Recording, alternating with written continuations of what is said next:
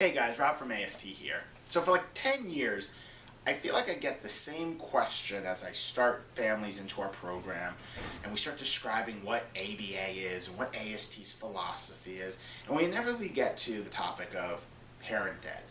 And they say, what is that? And it's kind of a complex thing. It's kind of a crazy thing to think about. I try to put myself in the family's shoes, and as a parent, someone saying, I am a parent. I have children. This is not my only child. I know how to raise kids. You're teaching me to be a parent. And it can be a really confusing concept.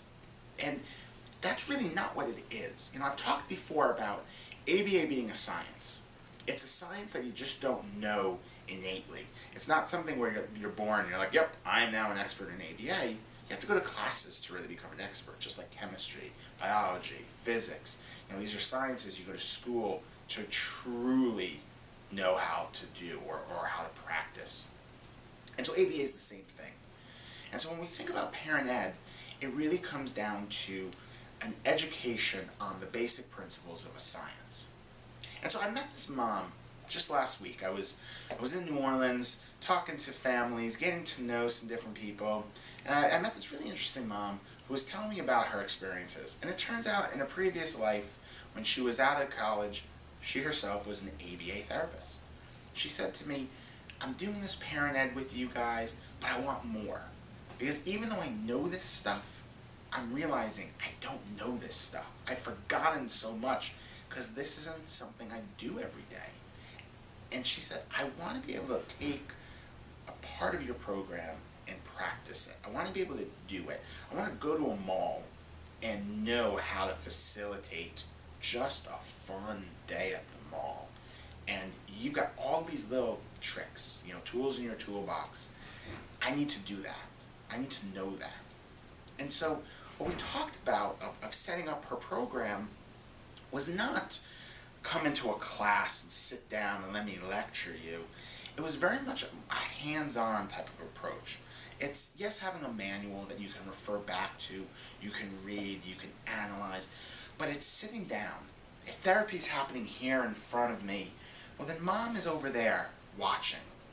After she observes and watches, she's talking with the team, talking about what they were doing, why they did it, getting some, almost priming on what they were doing, because the next step is her going to be there and be almost like a second therapist, an assistant therapist, where maybe we're playing a game together, or maybe we're going into the backyard and doing activities there together, or an independent living skill, self-help skills like toothbrushing or toileting in the house together.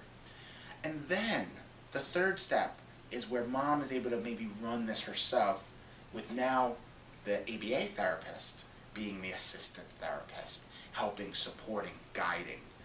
Generally that phase is once the child is making progress on a goal. I don't want mom to have to do all the heavy lifting, and that's why I told her, let me do the heavy lifting. Let me get to a certain point of fluency or accuracy before you really jump in full speed. The great thing is that's exactly what she wanted. She wanted to see it, see the progress, and then jump in and really help me finish it up and then take it to the mall, to the park, to the school, etc.